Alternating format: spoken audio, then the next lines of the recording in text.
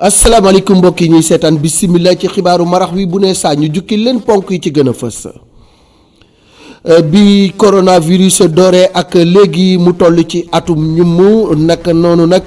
mbir la mu nga xamante ni nii mi ngi wéy di avancer moom wopp ji waaye nag ñi nga xamante ni ñooy ndawal buur ak itamit ñu nekk ci wàllu paj mi bàyyiwuñu benn yoon ndaxte sénégalais yi tamit li nga xam ni moom lañ ci ràññee ci at mi mooy couvre-feu ak état d'urgence ay mbir la yu nga xamante ni nii miin nañu ko lool dinañu dellusi ci xët wu yaatu ci li nga xam ni moo di woppi coronavirus ji. woppi coronavirus ji sax am na yi tamit njeexital ci wàllu dem bekk dikk bi ñi nga xam ne ñoo di transporteurs yi yëg nañ ko bu baax ñenn ñi sax mujj nañu gaare seeni bus naka doonu yi tamit daal di seet meneen pexe bu ñuy def ba wuti alal am na yi tamit li ñu tuddee secteur informel muy ñu nga xamante ni ñoom i tamit dañoo yor seen liggéeyu bopp ci at mi jafe-jafe yi ñu jànkoonteel kenn mënu koo wax moo xam wàllu artisan yi la wala marchand ambulant yi naka noonu restaurateur yi nga xam ne dañuy jaay mbirum lekk ak nu ni mel ñoom nag situation la bu nga xamante ni nii bu metti lool la ci ñoom ci wàllu réussir au Sénégal muy tekki ci réew mi dinañu dem ànd ak El Hadji Thiam moom nag Touba la fekk baax di xale bu nga xamante ni nii ci wàllu science da ci am xam-xam bu mucc ayib naka noonu yi tamit mu daal di sos créer ay lampes solaires depuis 2008 boo waaye yi tamit am na yeneen invention yu nga xamante ni amal na lool njëriñ askan wi moom nag li nga xam ni rek moom moo waroon a nekk gàllankoor ci moom muy ñàkk fu ñu tàggatoo ca réew mu sedd moomee ca wala boog ca dëkk bu tedd ba di Touba terewul moom mi ngi wéy di doxal ay mbiram di ci gis boppam dinañ ci dellusiwaat ci biir xibaar yi.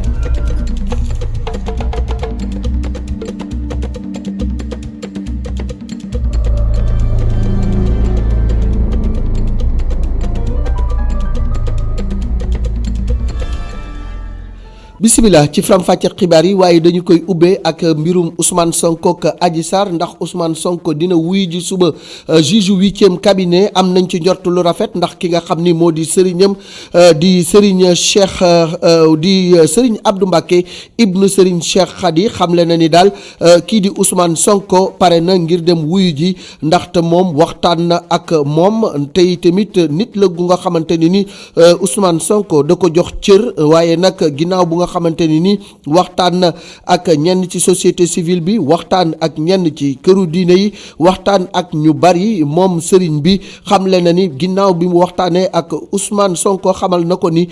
cër boobu dina ko may te dina wuyu ji suba 9h ki nga xam ni moo di juge bu 8e cabinet nee na nag li tax mu nangu loolu moo di ni daal moom Ousmane Sonko li ko soxal mooy jàmmi réew mi li ko soxal mooy dal am ci réew mi li ko soxal yi tamit moo di ni kilifa diine yi mënuñu ko ñaan mu dellu ca ginnaaw loolu yi nag dinañ ko topp ba xam fan la wànneen di mujjee ki bëtam information boobu eMédia.sn moo ñu ko xamal ci Ousmane Sonko moomu sax la ñuy desandi ay avocat def nañu conférence de presse niki tey ci teewaayu maître Massokhna Kane ak i tamit maître Bamba Cissé ñoom nag am na bataaxal bu ñu jébbal ñii di taskatu xibaar yi lañ ca xamle moo di ni daal avocat yi nga xam ni ñoom ñoo ko fas yéene layal toll nañu ci fukk ci lim ñoom nag xamal nañ ko ni li ñu bëgg mooy mu dem wuyu ji ndax bu wuyu jiwul mën naa am ñu wut yeneen tuuma ngàll ko ci ndoddam te loolu dafay gën a indi rek ay jafe-jafe ba tax na ñoom daal nee nañu wax nañ ko Ousmane Sonko nee na leen dégg naa leen te dinaa leen jox suma tontu jamono yi nag Ousmane Sonko mi ngi diisoo ak ñi mu war a diisool ngir joxe réponse am ci waxtu yi di ñëw. ñu daal di àddu jëmale ba tey ci mbirum Ousmane Sonko ca la ñuy desandi Pape Mao Diouf moom nag moo nekkoon invité Alassane Samba Diop ci matinal bi ñuy amal ci i-radio tey ci suba moom nag xamle na ni mbirum privé la diggante Ousmane Sonko ak ku ñuy wax Adji Sarr nee na nag nañu bàyyi yoon mu def liggéeyam Pape Mao Diouf ñu déglu ko ci micro i-radio. ci assemblée nationale lépp lu sunu charte ndey réew mi laaj teg nañ ko ba mu mot. bi ci ëpp mooy nee nañ gendarmerie waru ko convoqué gendarmerie sañ na convoqué député ndax enquête la ci biir enquête kenn terewul ne ci enquête nga déglu député bi nag su ko neexee dem su ko neexee bañ a dem waaw bañ naa wuy ji li ci desoon mooy ñu ne gannaaw soxna si da ko tuumaal te faw yoon déglu ko ñu dem assemblée nationale li ñu naan dañoo laaj x ak y ak loolu yëpp amu ci kii ñu laaj mooy Ousmane Sonko ci boppam assemblée nationale ndax xam ngeen ne moos ku téeméer rek lu topp lu juróom benn fukki député ak lu topp taxaw ñu ne leen x rek ñu tëb daal di ne x Ousmane Sonko loolu xam nga ne su amoon kon duñu continuer nii di wax ak yéen assemblée du continuer di dox li am mooy moom lañ laaj yoon ñu yëkkati immunité parlementaire bi lépp lu ci waroon respecté nañ ko ci assemblée nationale dégg ngeen député yi ñoom ñëpp wax nañ wax la fa xew li ci des yëpp nag mooy jéem a jaxase xelu sénégalais yi waaw ba tax na moo tax ñu génnaat ñun pour expliquer sénégalais yi li nga xam ne mooy noonu la demee waaye lii am ci mbir mi ci boppam ci diggante Ousmane Sonko ak soxna soosi lay te soxna soosi di ko teg tuuma ci deram loolu wax dëgg yàlla ñun xamuñu ci dara te it ku nekk war na cee mën a màndu. loolu xalaatu Pape Mahawa Diouf la waaye nag ki nga xam ni moo di Amadou Sow di cadre ca Pastef moom jàpp na ni mbir mi teguwul ci yoon dañoo jalgate ak salfaañe ak yelleefu kii di Ousmane Sonko naka noonu yi tamit dossier bi dañ koo paraxe ngir rek daal di fexe faagaagal ku nga xam ni seen adversaire politique la Amadou Sow ñu déglu ko. xam nga suñ la nee xam nga nit su la nee man suñu jaaralee mbir mi si yoon dina wuyu.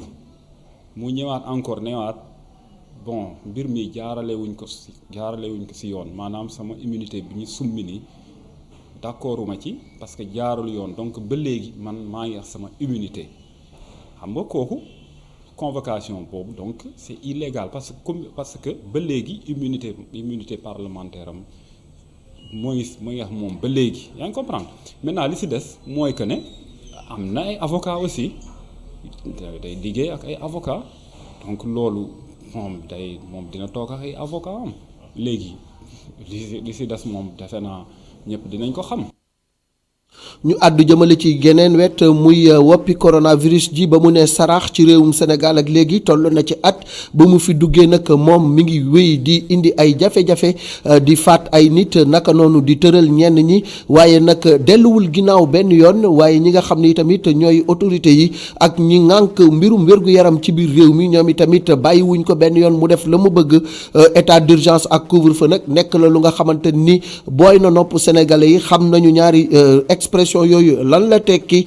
te ñaari région yi nga xam ne nag ñoom ñoo ci gën a sonn mooy diwaanu Ndakaaru ak Thiès Pape Alioune Sarr dellusiwaat ci genèse li nga xam ne moo di wopp jooju di coronavirus. Ce soir, mes chers compatriotes, l'heure est grave. mu méngoog ak décision bi nga xam ni président de la république jël na ko ñu nekk ci 23 mars 2020 Macky Sall daal di jàkkaarloog askan bi ci discours boo xam ni ci discours de combat la boobu noonu li nga xam ni mooy mbas bi de Covid 19 mu commencé yàggul général bi daal di décréter état d'urgence ci Sénégal bi yëpp mu am couvre-feu ci 20h ba 6h du matin lépp ñu tëj ko ci jamono jooju Sénégal 79 cas rek la amoon autorité yi daal di tëj li nga xam ni mooy Sénégal mais jafe lool ngir nga dàq virus boo xam ni ci kenn gisu ko ci mois de mars ba ci mois de mai 2020 gouvernement bi daal di yokk ci ñaari yoon lii nga xam ni mooy mesure restrictive yi waaye mbas bi de Covid 19 moom mu jafe lool ngir ñu jëlee ko fi kaay di yokk de tamit Sénégal yi bëgg noyyi lii daal di tax ay manifestation daal di am ci Dakar ak lu ko wër njiitu réew mi daal di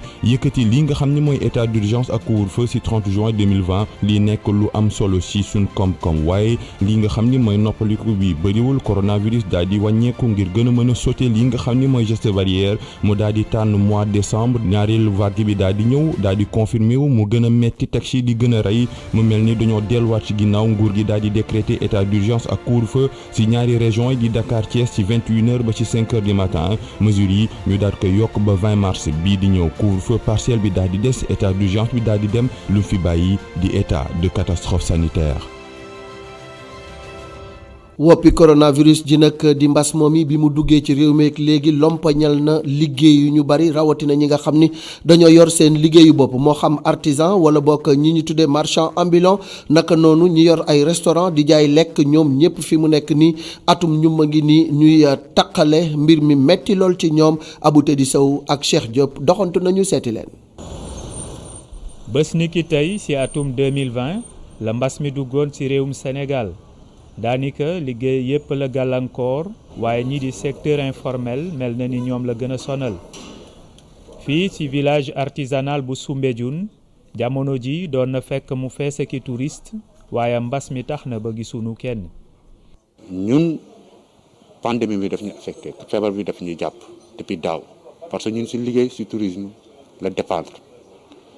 si tourisme la dépendre si clients yi la dépendre à l'extérieur 90% te clients yi gisuñu leen. fanweeri junni par personne lañ ñu war a jox ku ne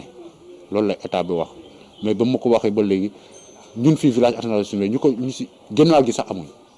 ëpp na ñaari junni personne nit te ñaari junni la ñaar téeméeri sax jotuñu 2000 de 1000 à 2000 personnes fii village da ngay gis atelier benn atelier boo xam ne fukki nit ma fee nekk man sama atelier ngi nii ñeenti nit lañ ma fi nekk am na ñoo xam ne am nañ jabar man am naa jabar ñuy dundee noonu fanweeri junni lañu par personne te gënnaal gi sax jotaguñ fii gënnaal gi sax xaaj bi sax jotaguñ dafa ay 200 ay ñaar téeméeri nit si ñaari junni nit 1 an de pandémie nga jox ko nit fanweeri junni lan la ko mën a jëriñ téeméer la par jour. dëkk boo mënut dem si sous région yi Afrique ay bûcher boo dem si ay tëgg boo gis ni suñu waxee dañu naan ay sénégalais donc ñun daf ñu war a jàppale c'est très dur nit ñi sonn nañu dañu yuuxul dañu gën a mais nit ñi sonn nañu jàppale nit ñi. ñeneen ñoo xam ne itam mbas mi gàllankoor na seen liggéey mu di ñi nekk ci wàllu restaurant yi. coronavirus bi moom li mu yàq bëri na surtout ñun ñi nga xam ne ñoo yor restaurant yi parce que yàqal nañ lu bëri buñ doon togg lu bëri instant yi dañ ko gën a wàññi ak couvre-feu bi tamit gën nañoo yàqal boo doon dañ doon togg ay 8 togg reer yu bokk léegi dañ 2 rek la ñuy togg parce que temps bi dafa gàtt kon donc laal nañu bu baax a baax suñuy employé dañ leen a mujj obligé wàññi li ñuy togg ak yëpp affaire bi metti na weer bi day dee des fois da ngay am problème sax mën na fay sa location ak say jànq kon donc coronavirus bi moom laal na fépp mais restaurant yi la gën a laal metti même bu ñu jàppalewul sax mu yokkal ñu temps couvre-feu bi ñu mën a jaay suñu reer yi parce que tamit metti na trop. marchand ambulant yi itam laal na leen te it ñuy xamle ni tolof yi aju ci mbas mi yëg nañu ko bu baax donte ñi ngi dundee yaakaar. bi corona bi départ ñun boo leen jógoo fii dem Saloum nekk fa gars yi di métti toog nañ fi lu ma 3 mois 4 mois 6 mois waaw dëkk bi kenn xamul nu mu demee yaa ma gën a xam ñu ñëwaat yaa ma gën a xam ay moom métti na trop waaye ñu ngi ñaan yàlla jëlee ko fi daal ñun moom ambulant yi moom yaa ma gën a xam gis suñu bopp meññ rek yaa ma gën a xam ay amul wax dëgg yàlla waaye yàlla baax na. nu seetlu ne ci Sénégal secteur boo laal mu mel ni mbas mi foofa la gën a tare ba tax na ñuy sàkku ci nguur gi ngir mu geesu leen ci nu mu gën a gaawee. woppi coronavirus ji foo laal day metti mu mel ni que ñi nga xam ne ñoo yor wàllu dem beeg dikk bi di transport bi ñoom itamit mbir mi lompañal na seenu liggéey indi ci ay jafe-jafe yu tar ñenn ci transporteurs yi sax danoo daal di gaare seeni wata daal di wuti beneen pexe ngir am ay koppar gare routière Lat Dior Abdourahmane li moo fa doxantu. kan rek moo fàttalikuwul bésub 2 mars ci atum 2020. d'alerte au ministère de la santé et de l'action sociale jot na benn information bu jógee ci benn structure médicale privée patient bu fa ñëw de nationalité française mais bu ñu ko seetee am na température 39 degrés gorge bi di metti mooy put bi mais aussi bopp bi aussi di metti. bile déclaration bu jëwriñ gu ñu dénk wàllum wér gu yaram bi daanaka ñëpp ko doon bàyyi xel rawatina transporteurs yi. benn at gannaaw loolu virus baa ngi wéy di wulee ñaay ci mim réew yi les transporteurs nag njeexital yi ñu ngi wéy di ko dund. bu fekkoon ne ni junni laay am par jour juróomi téeméer laay am léegi juróomi téeméer dama koy solob gasoil ñibbi ak loxoy kese wala boo dencee junni bi tam bu subaa boo xëyee moom ngay solaatub gasoil waaw léegi daal wax dëgg yàlla subar yi moom gisuñu seen bopp fi mu ne metti na trop. ba tey ca gaaru Lat Dior ñu taseek asgeya li mu daan gagné bés bu ne jugee na ci ñetti junni jëm ci junni ak ñeenti téeméer muy njeexital bu jugee ci ndogal bu tukkee ci jëwriñ gu ñu dénk wàllum dembeek dikk bi loolee waral moom asgey wuti pexe bu mu amoon jamono jooju moo nekkoon dem ci car rapide yi ngir ñibbiwaale këram ak lu ëpp lu mu daan am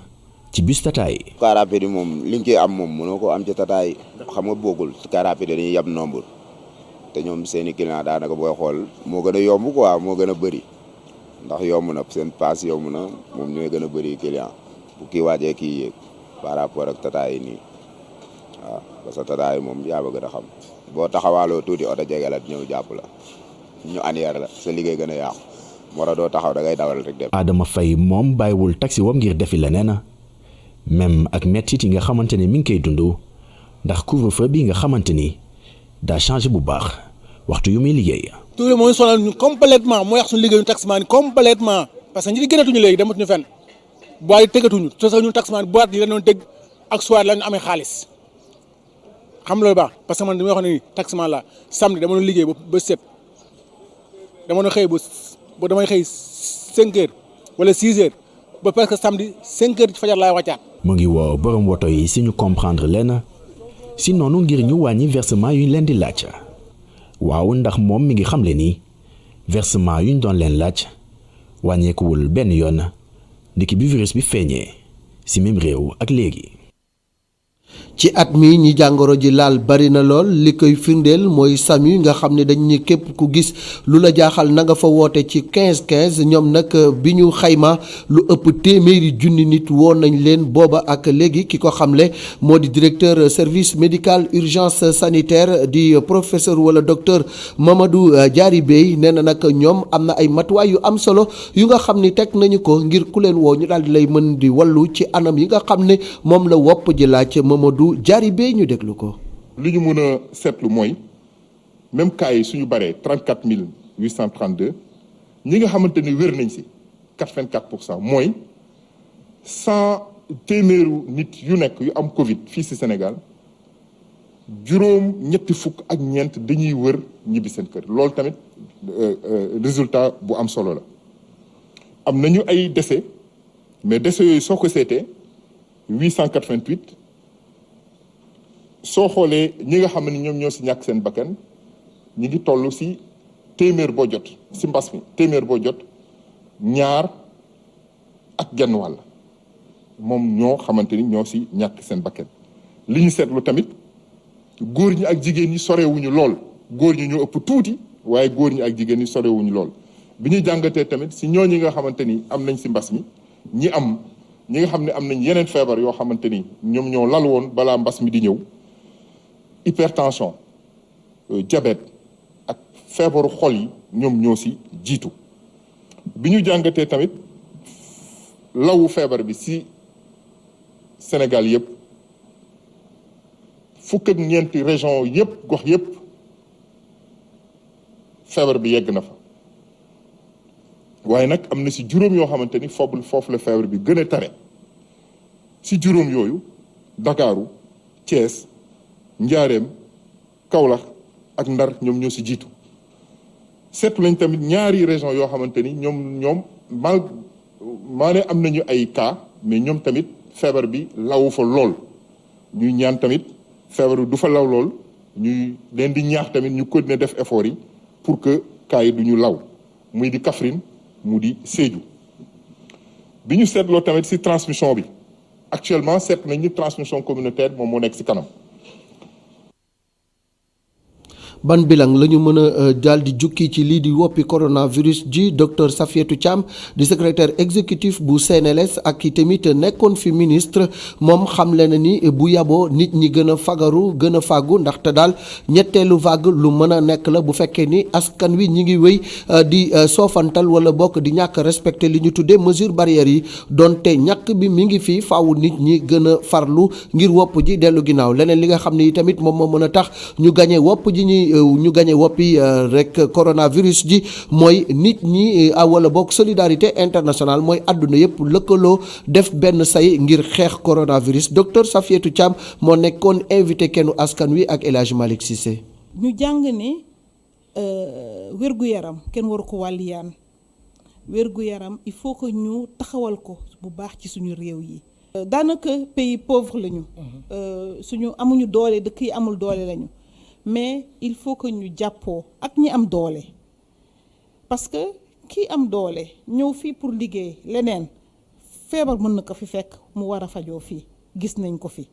donc tey jii dëkk yëpp ñoo war a taxaw teg ni wér-gu-yaram dafa nekk un investissement dañ ci war a investir dañ ci war a def xaalis bi du jóge rek ci budget gouvernement dafa war a jóge d'une part ci budget gouvernement mais dafa war a jóge également ci privé yi. il faut que feebar bi ñu xam ni mi ngi fi ñu continuer geste barrière yi. mooy takk masque dandante muñ tuuti xew yi. vaccin bi nag ma am ci yaakaar bu baax ba pare vraiment di ñaax population bi bu vaccin yi taxawee pour le moment vaccin yi ñëw nañu ñu ngi vacciner personnel de santé bi nga xam ne ñoo war a faj nit yi. mais suñu paree dañuy enchaîner certainement ak ñi nga xam ne may profiter nag di wax ak ñi nga xam ne dañuy dund ak doomu jàngoro sida ñu ngi may dégg dem leen ngeen ñàkku ji docteur Thiam docteur Thiam ñàkku na. docteur Thiam daf leen di jox ay ARV ngeen koy naan donc su leen waxee dem leen ñàkku ji c'est parce que ñàkku bi dafa gën ci seen yaram. ñu àddu jëmale ci leneen muy mbiri téléphone portable bari na nit ñu nga xam ni bu ñu tëddee dañ koy ngegenoo wala ñu teg ko ci seen booru bopp di ko nelawoo loolu nag nekkul lu baax ndaxte am na luy bàyyikoo ci téléphone bi lu nga xam ni mën na indi ay njeexital yu bon ci wàllu wér-gu-yaram moo xam ci sa wàllu méttitu bopp la wala boog mu indi la ay cancer du cerveau loolu yi nag ñu bari ci askan wi duñu ci bàyyi xel ay satukan Seydina Mbaye saytu tolluwaayu jëfandikoo téléphone ci réew mi wane na ni yegg na ci lu ëpp 4 millions ci 1 million ak ñett téeméer ak juróom-ñaar fukk ju nekk lu toftal ci njaboot yu nekk ci réew mi ñooy jëfandikoo téléphone portable nelaw wetu wuyukaayam ndax lu war la ci ñoxtu rekk muy doxalin boo xam ni mun na jur ay feebar. léegi nag téléphone bi soo ko jegee sa bopp ko moom wala sa yaram sax bu mën a bopp rek yaram parce que mën na nekk sa dënn mën na nekk sa yeneen organes yi xam naa ni daal def nànk parce que tey moom ak application yu bees yi WhatsApp yeeg yooyu da ngay gis nit boo xam ne benn appel rek mën na def 2 heures de temps sûr que y a un risque tamit su onde yi di jaar ci téléphone bi dina jaar tamit ci sa yaram te su yàggee nag mën nañ di peut-être ay problèmes yoo xam ni peut-être à long terme nañ koy remarquer waaw. soxna si nag xam na bu baax ni yor téléphone guddi gi baaxul ci wér gi yaram. waaw xam naa ni loolu moom du lu baax di def sa téléphone sa suufu njëgënaay. mën na la indil ay feebar yu bëri donc comme exemple mën naa wax ne que mën na indi ay problème mu xel ci sa jàng sa mbirum jàng ak ñoom seen donc loolu daal baaxul vraiment mieux vaut que ñu arrêté ko. Cédric moom it di étudiant am na ay jafe-jafe ci wérgu yaramam ndax nu mu doon jëfandikoo téléphone am guddi. J'ai eu à vivre ça auparavant parce que. man mi di wax ak yow mos naa koo dund ndax ni ma doon jëfandikoo sama téléphone daa mujjee jur sax jàngoro ci samay gët loolu tax na sax ba léegi si damay takk ay lunettes. Du coup je suis allé me faire les lunettes. lu soriwul dara ñu fekk jàngalekat bi ci benn laboratoire jàngalekat bi di sàkku ci askan wi ñu xool nu ñu jëfandikoo téléphone portable yi. na réduire durée wu communication yi. wala nee na di utiliser leneen lu mel ni ay lu ñuy waxee kit main libre. am na ñoo xam ni nag am nañu ay feebar yoo xam ni du leen tere sax ñuy utiliser ay téléphones yoo xam seen yaram du ci duggee ay pile donc nag soo ko jël téléphone bi teg ci biir poche bi ak vibration beeg yooyu mën na la créer yeneen problème santé donc daal si ni ñu koy jëfandikoo nañu mënee xam naa ni daal def naa ko moo gën a wóor sooy tëdd guddi daal soo ko mënee fay. wala ne dañ ko tegee ko nale moo gën. jafe-jafe yi utilisation téléphone yi mën a jur amatul sikki sàkka ay jàngat yu doy waar suñu seen xam-xam soxi ci mbir mi ngi xamal ni wuyukaay yi tax na cancer autisme ak mettitu bopp yi di gën a yokku. fexe ba ndaw ñi ak ñi nga xam ni ñooy immigré yi nekk ci diaspora bi dugal seen loxo ci lii di mbay wala bokk lii di agriculture moo di mbay mi loolu nag mooy bëgg-bëggu projet MIDA bi nga xam ni ñi koy doxal mooy waa Confesen ñoom nag am na fanweeri ndaw yu nga xam ni tàggat nañu leen ngir ñu am xam-xam bu màcc jëm ci wàllu mbay ak lu ni mel ndax suuf loo ko jox mu delloo la ko ñu dem ba Ndar Géej fekk fa Momar Alice Niang. MIDA di projet bu nga xamante ni li ko tax a jóg nag mooy fexe ba ndaw ñi rawatina ka ñi nekk ci bitim réew dellu si waat dugg ci mbay mi loole nag kuréel kii di Confesen moo koy doxal gannaaw ndimbal lu mu am mu jóge ci coopération allemande GIZ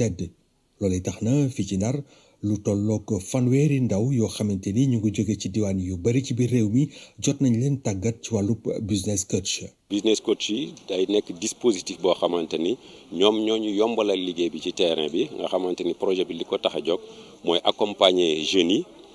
nga xam ne sont potentiellement exposés à la migration mais également les migrants de retour donc pour créer leur entreprise et donc il nous faut un dispositif yoo xamante ni ñooy accompagner initiative yooyu yëpp. su weesoo formation bi li business coach yi li projet bi fas yéene leen topp taxawu leen ci seen wàllub liggéey. pour mën leen bàyyi ñu nekk ci biir région yi nga xamante ne ñoo nekk région cible du projet muy juróom-ñett région Sénégal donc yoo xamante ne jeunes yi les business coach yi dañ fi dem di jàppale ndaw ñi nga xam ne dañuy yëngu ci wàllu entrepreneuriat surtout ci wàllu mbay ci wàllu càmm ak aussi ñi nekk ci yeneen maillon chaîne de valeur agricole muy par exemple transformation ak aussi ñi yëngu ci jënd ak jaay. projet MIDA bi nga xamante ni bëgg-bëggam mooy daal fexe ba ndaw ñi rawat naka ci nekk ci bitim réew dellusiwaat ci mbay mi li ko tax a jóg nag bokk na ci fexe ba lu jëm ci wàllub xëy ak wàllub entrepreneuriat yemb loolu ci ndaw yi. ñu àddu jëmale ci njàng mi juróom-ñaareelu édition concours bi nga xam ne moom lañ jagleel wàllu dissertation loolu yi nag ñetti élèves daal di nañu jël ndam li ñoom ñoo jël raw gàddu gi ginnaaw bu nga xamante ni nag xayma nañu li nga xam ni bind nañu ko UBA nag jox na leen seeni bourse jox leen i tamit enveloppe yu takkoo takku Abou Teddy Sow. UBA sargal na niki altine bi ñetti élèves yi nga xam ne ñoo jël raw gàddu gi ci concours dissertation bi nuy amal at mu jot ci lycée yi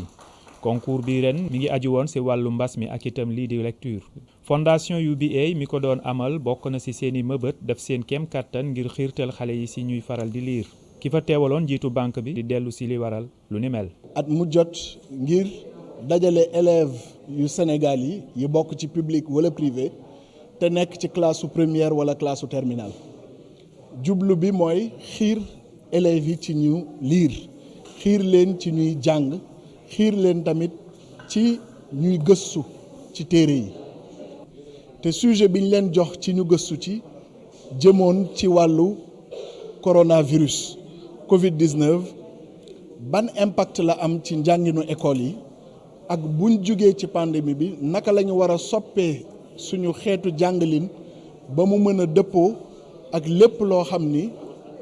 soppeeku lay doon ci suñu dundin.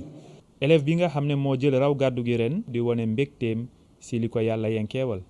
bi ma gagné concours bi kontaan naa lool macha allah bég naa lool fier naa tamit ci man ba léegi sax mbégte bi mi ngi fi bi ma nekkee collège yëgoon naa concours bi dañuy pare ñun élèves yi xam ne que ni bu ñu ñëwee lycée am na lu ñuy xaar. at mu jot nag banque bii di UBA dinay amal lu ni mel. te ñiy jël raw gàddu gi di ci amee bourse yu nuy woyale seenum njàng ci université bu leen neex ci Afrique.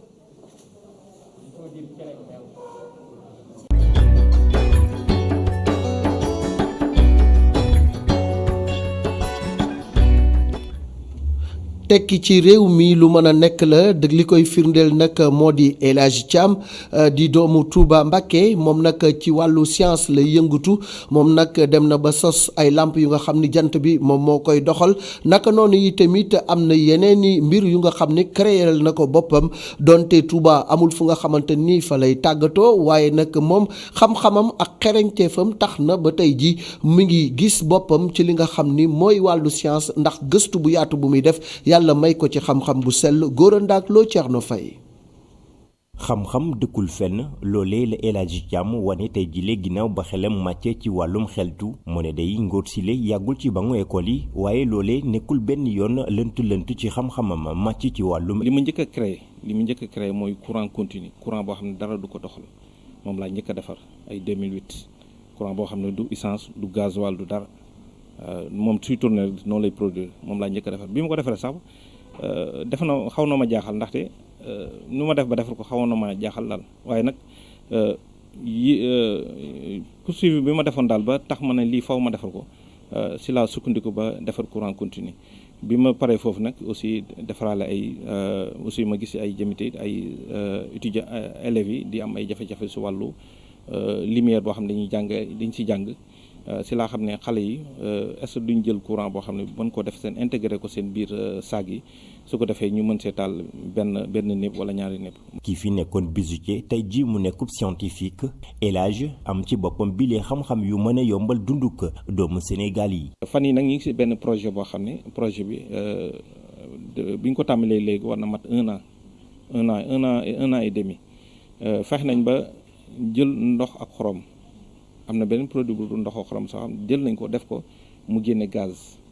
boobu mën nga see togg comme ni nga toggee si matt bi mën nga si togg loolu aussi tamit ndimbal la si ñi nga xam ne tamit dañuy dagg garab yi créé nañ beneen aussi tamit si biir gaz boobu si biir ndoxu xorom boobu fexe nañ ba doxal nañ si oto boo xam ne doxal na si pendant 8 mois yoo xam ne oto bi mi ngi circulé. kii fekk baax ci Touba ne la muy métti lu du lenn lu dul tekkaaralu autorité yi jiite réew mi ginnaaw ba mu leen bindee ci lu bari. formation yi yëpp bëgg nañ ko waaye man defoon naa si ay jéego si wàllu si biir état bi bi yàlla dogalee boobu Oumar Youm moo nekkoon directeur xam naan kii cabinet Macky Sall. ma bindoon lettre Macky Sall envoyé ko bi ma ko envoyé mu jot lettre bi si gaaw lañ ma tontaat ne ma jot nañ sa lettre boole ko sant ak gërëm Sénégal yëpp su meloon na yow dëkk bi Sénégal dina gën a jëm kanam daal wax ju rafet bi loolu ma toogaat lu toll ak un an et demi ma bindaat lettre bi ma bindaatee lettre xëy na ñoom jot nañ sa message xëy na ñoom xam naa ne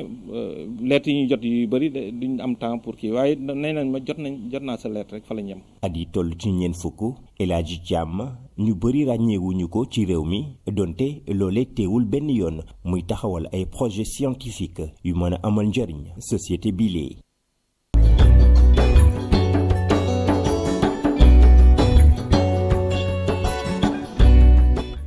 macha allah El Hadji Thiam njàng ma taxu ko sori lool waaye xam-xam bu leer la am ci wàllu gëstu ba mu taxawal ay projet yu am solo di wut aussi ku ko ci jàppale ngir mu gën a yokk formation loolu lu war a mën a yomb la foofu la ñuy yëkkatee